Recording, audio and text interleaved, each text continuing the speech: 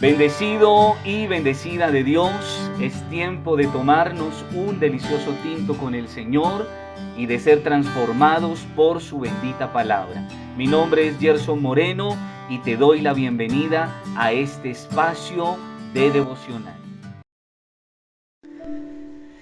Te recuerdo que estoy compartiéndote un mensaje, una reflexión que lleva por título Probando la fidelidad de Dios, que está basado en el Salmo 34 y que estamos aprendiendo que para poder probar, o sea, experimentar, comprobar, descubrir y ser testigos de las bondades de Dios, de la fidelidad de Dios, de la provisión de Dios, de la bendición de Dios, debo dar unos pasos o debo hacer algunas cosas para poderla experimentar. Y entonces hablábamos acerca de la alabanza continua, de esa gratitud continua al Señor, no solo cuando todo anda bien, marcha bien, sino en todo momento, aún en los momentos difíciles, siempre debe haber alabanzas a Dios en mi boca, pero esas alabanzas se tienen que manifestar también en honra a Dios. Entonces hablamos de la gratitud o las acciones de gracia. Pero también aprendimos que es necesario para poder experimentar la fidelidad de Dios, buscarlo. Y lo buscamos a través de el congregarnos, a través del orar. Estamos ¿qué? Buscando a Dios. Pero también estuvimos hablando acerca de la pobreza, la necesidad de ser pobres. Y entonces cuando hablábamos de pobreza, o la Biblia habla de pobreza, entonces habla de qué? De necesidad. Aun cuando estemos viviendo la abundancia, la bendición de Dios, siempre tenemos que presentarnos a Dios como quien le necesita. Pero también hablábamos acerca de las diferentes necesidades. Necesidades físicas, emocionales, mentales, espirituales, pero también hablábamos acerca de la pobreza que se traduce en humildad. Y es que definitivamente, mi hermano, quien no necesita a Dios no lo busca, menos lo alaba y menos le agradece. Entonces Dios permite la necesidad, la pobreza, en todos estos factores, porque es la forma en que nosotros somos candidatos a ser oídos por Dios y a que Dios desarrolle milagros en nuestras vidas. Pero también es importante entender que la humildad es importante a la hora de buscar a Dios. Dios no va a oír a una persona orgullosa, altiva, soberbia, autosuficiente. Entonces por eso la pobreza también en la Biblia está relacionada con ¿qué? Con la humildad a la hora de buscar a Dios y de experimentar o de probar su fidelidad. Pero hay un cuarto aspecto, unos aspectos más que quiero abordar en esta otra entrega, y es, por ejemplo, el temor de Dios. Y cuando hablamos de temer a Dios, hablamos de la reverencia, del respeto, de la santidad, de la honra a la hora de acercarnos a Dios, de buscarlo a Él y de querer experimentar o probar su fidelidad. Entonces dice la palabra en el Salmo 34:7, el ángel del Señor acampa alrededor de los que le temen y los defiende. ¿Alrededor de quién? De los que le temen, de los que lo respetan, de los que lo reverencian, de aquellos que procuran la santidad, de aquellos que honran al Señor con sus vidas. Dice el Proverbio 8:13, Proverbios 8:13, dice la palabra, quien teme al Señor aborrece lo malo.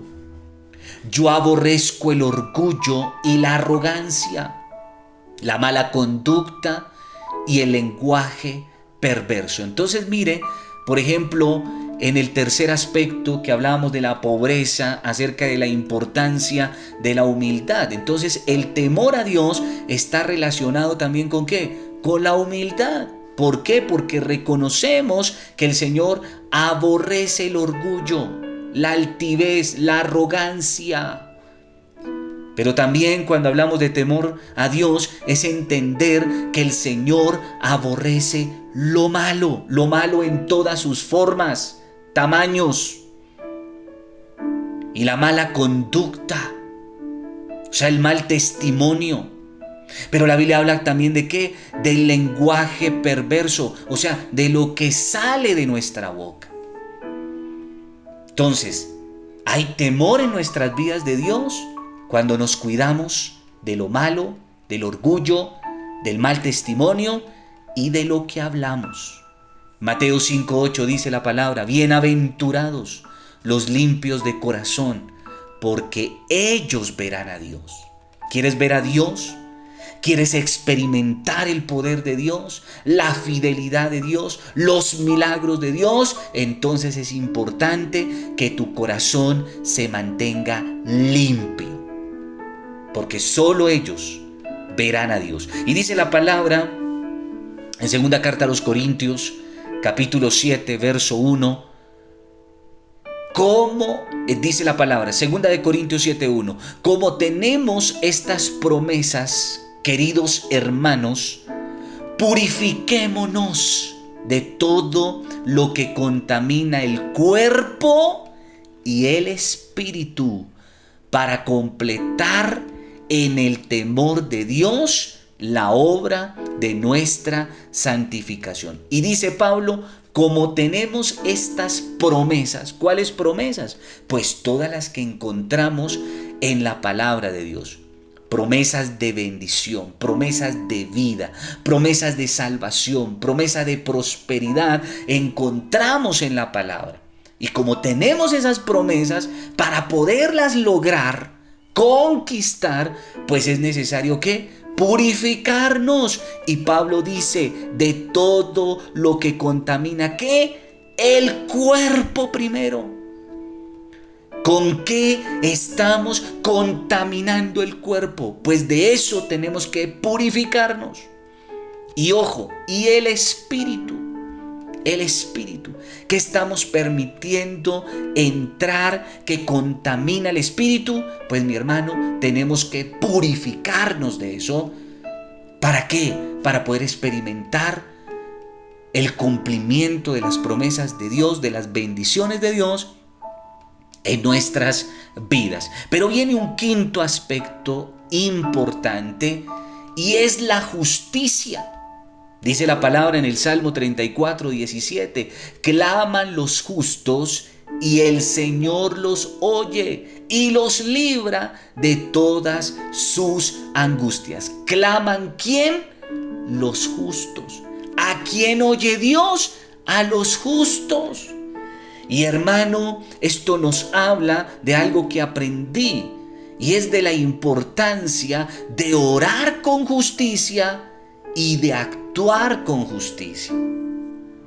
Y hay muchos que son tremendos justos a la hora de orar, a la hora de alabar, de adorar, levantan las manos y en la iglesia son justos, pero en su vida cotidiana, en su vida diaria, en su relacionar con su familia, con sus compañeros de trabajo, con los clientes, en su día a día, ya no son justos, son injustos, injustos en su trato con otros,